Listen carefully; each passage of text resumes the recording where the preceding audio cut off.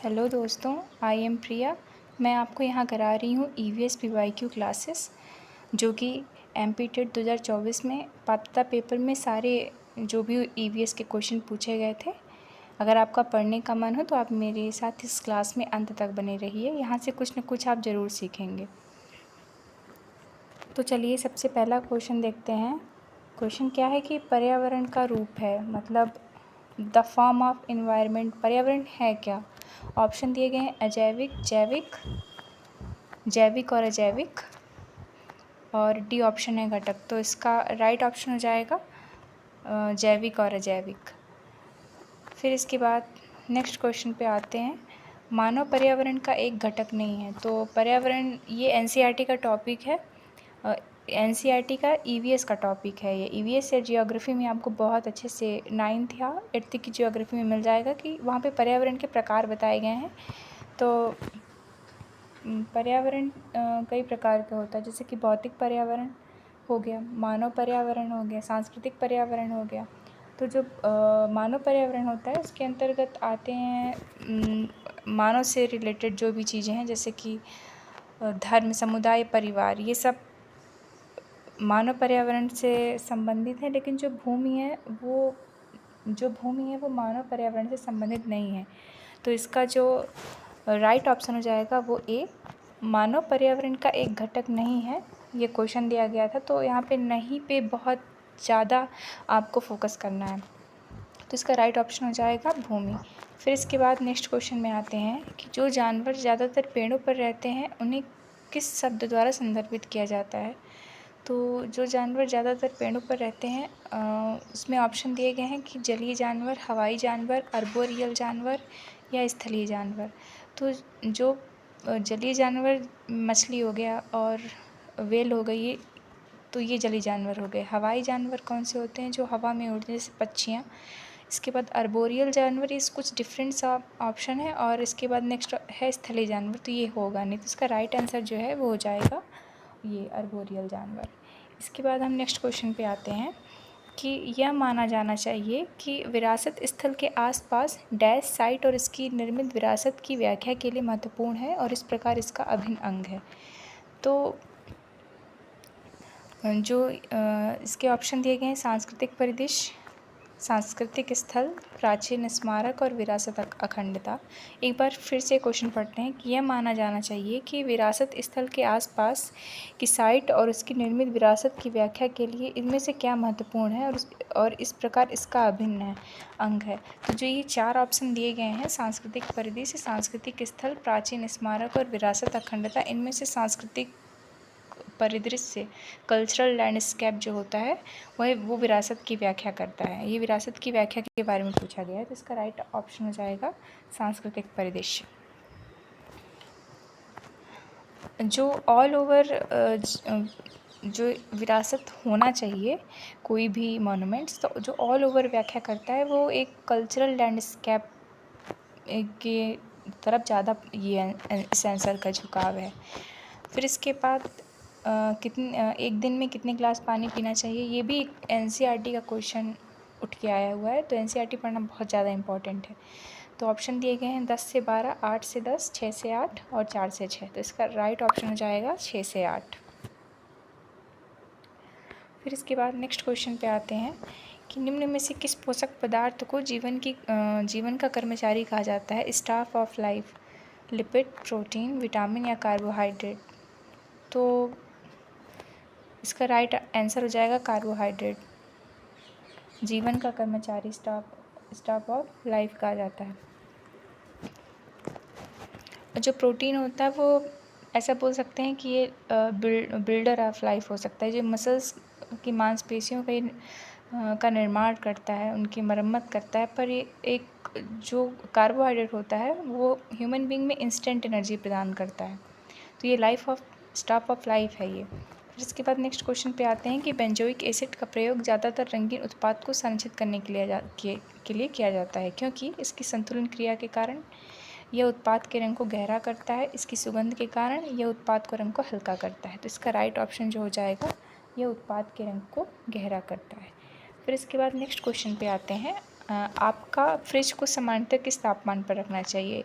ये भी एनसीईआरटी का ही क्वेश्चन है। अगर आप ऐसे जो छोटे छोटे पैराग्राफ्स में ये क्या आप जानते हैं के बॉक्स में ये क्वेश्चन दिए रहते हैं। तो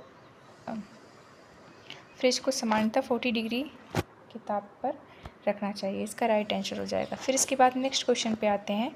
उस शब्द का नाम बताइए जो कृषि की उस शाखा को संदर्भित करता है जो खेत फसल उत्पादन और मिट्टी प्रबंधन से संबंधित है।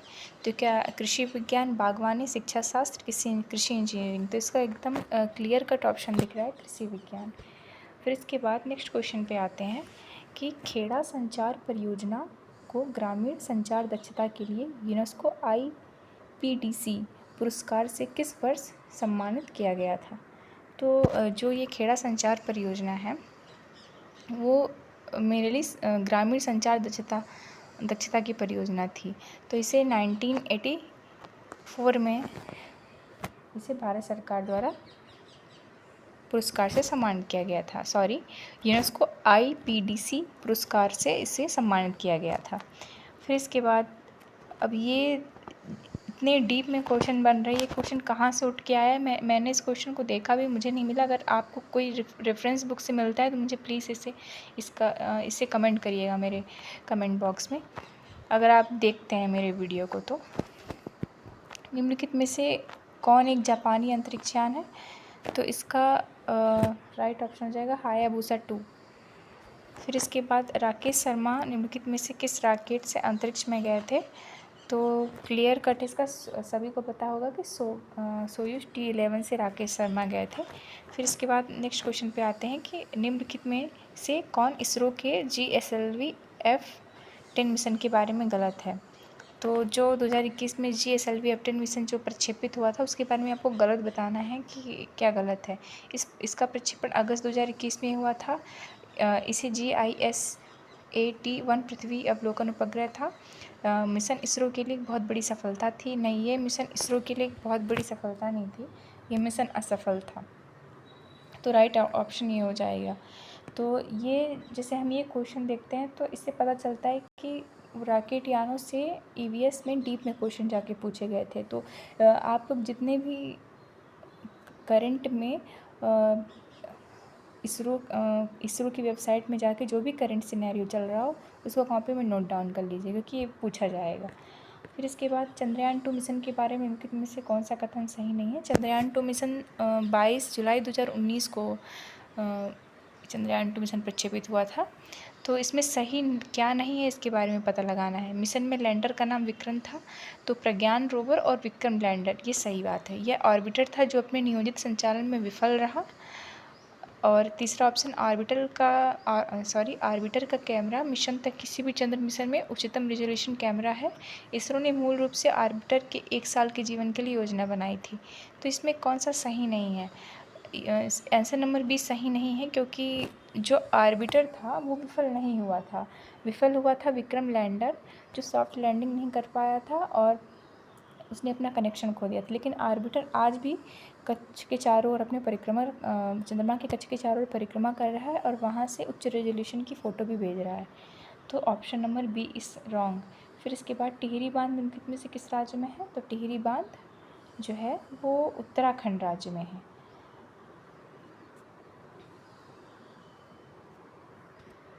जो कि भागीरथी नदी पर बना हुआ है। फिर इसके बाद कोयनाबाद किस राज्य में है। तो कोयनाबाद महाराष्ट्र राज्य में है।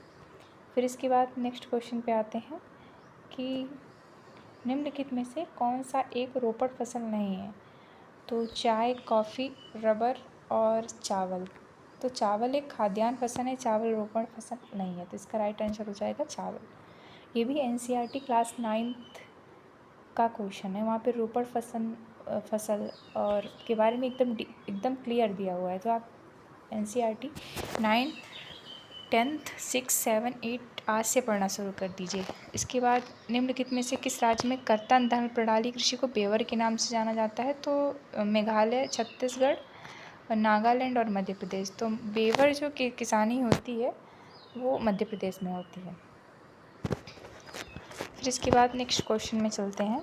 राजीव गांधी खेल रत्न पुरस्कार किस मंत्रालय द्वारा आयोजित किया जाता है। तो युवा मामले और खेल मंत्रालय द्वारा राजीव गांधी खेल रत्न पुरस्कार आयोजित किया जाता है। फिर है टेबल टेनिस की पहली बार ओलंपिक ग्रीष्मकालीन खेलों में कब पेश किया गया था? तो टेबल टेनिस को पहली बार 1988 में पेश किया गया था। Option is C 1988। फिर इसके बाद डॉक्टर संपूर्णानंद के अनुसार योग समाधि के बारे में है, योग से भगवान प्राप्त हो सकते हैं, योग कौशल प्राप्त करने के बारे में है, या योग आध्यात्मिक कामधेनु है। तो ये डॉक्टर संपूर्णानंद ने योग आध्यात्मिक कामधेनु है ये ऐसा बोला था। तो कोट्स भी पूछे जा रहे हैं कि किसने क्या बोला था। ये बहुत ज़्यादा डीप में जाके क्वेश्चन बन रहा है। फिर इसके बाद सामा चकेवा उत्सव, तो इसका तो आंसर बहुत ही सिंपल है, बिहार में मनाया जाता है सामा चकेवा उत्सव। तो ऑप्शन डी इज़ राइट। फिर इसके बाद नेक्स्ट क्वेश्चन पे चलते हैं। क्रिकेट में DRS का पूर्ण रूप क्या होता है? तो DRS का पूर्ण रूप होता है डिसीजन रिव्यू सिस्टम। फिर इसके बाद नेक्स्ट क्वेश्चन पे आते हैं कि कौशल सीखने के लिए सभी प्रकार की गतिविधियों में से सबसे ठोस कौन सी है? अगर किसी बच्चे को हम कौशल सिखा रहे हैं तो इसमें 4 ऑप्शन में कुछ गतिविधि दी गई हैं, उनमें से सबसे ज़्यादा मजबूत कौन सी है, मतलब कौन सी गतिविधि है? तो प्रोजेक्ट, पढ़ना, रोल प्लेइंग या लिखना। तो जो प्रोजेक्ट मेथड है वो सबसे ठोस गतिविधि है। Most concrete of all types of activity methods for learning a skill. यहाँ पे जो उसने बोला है ठोस गतिविधि, तो ठोस का मतलब सबसे टफ की ओर वो ले जा रहा है। तो एक बच्चे को प्रोजेक्ट के माध्यम से उसकी कौशल स्किल्स सिखाना, इससे बच्चा एकदम कंक्रीट चीज़ों को आत्मसात करेगा, हूबहू चीज़ों के बारे में सीखेगा और प्रैक्टिकल नॉलेज लेगा। वहीं पे रोल प्लेइंग, राइटिंग और रीडिंग ये आसान है, लेकिन थोड़ा प्रोजेक्ट मेथड जो होती है वो सबसे ठोस होती है। फिर इसके बाद परियोजना विधि के निम्नलिखित में से कौन सा लाभ बच्चे को सिद्धांतों को लंबे समय तक याद रखने के लिए जिम्मेदार ठहराया जाता है? तो मनोवैज्ञानिक, साइकोलॉजिकल सिद्धांत जो होता है वो बच्चों को सबसे ज़्यादा देर तक याद रखने के लिए जिम्मेदार ठहराया जाता है। फिर इसके बाद नेक्स्ट क्वेश्चन में आते हैं। रंग परिवर्तन, गैसों का विकास, अवक्षेपण का निर्माण, रासायनिक प्रतिक्रिया आदि पे ध्यान देने से छात्रों में क्या कौशल बढ़ता है? अवलोकन संबंधी, लेखन, क्राफ्ट या डिज़ाइन। तो इसका सीधा सा क्वेश्चन है, इसका हो जाएगा अवलोकन संबंधी। फिर इसके बाद नेक्स्ट क्वेश्चन पे आते हैं। निम्नलिखित में से किसने उद्धृत किया है? शिक्षा आपके बच्चों को शिक्षित करने के लिए है ताकि वे जीवन को पूर्ण रूप से समझ सकें, न कि मात्र जीवन के लिए एक हिस्से को, जैसे शारीरिक, भावात्मक, मानसिक, मनोवैज्ञानिक तथा अथवा आध्यात्मिक। तो ये ऑल ओवर होलिस्टिक डेवलपमेंट की बात कर रहा है। तो ऐसे कौन से राइटर थे जिन्होंने इसके बारे में बात कही थी? तो जे कृष्णमूर्ति जी ने इसके बारे में बोला था। जे कृष्णमूर्ति इसका राइट आंसर हो जाएगा।